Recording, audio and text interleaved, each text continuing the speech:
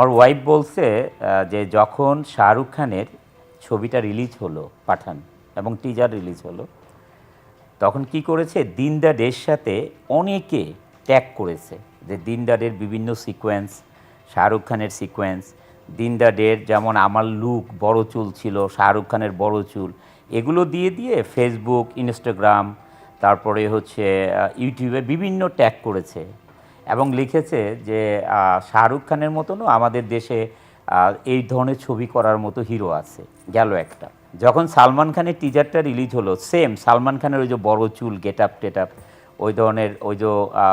ডেজার্টের মধ্যে বাইক চালায় আসলো এইসব নিয়ে আবার আমার ছবির সাথে ট্যাগ করে করে মানুষ দিয়েছে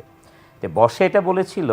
যে শাহরুখ খান সালমান খানের সাথে আমাদের যে ছবি আছে অনন্ত জলির এটার সাথে কিন্তু মানুষ ট্যাগ করে কম্পেয়ার করে ভালো কিছু করলে ভালো কিছুর সাথে মানুষ কম্পেয়ার করে বাট এইটাকে মানুষ বানায় নিছে এবং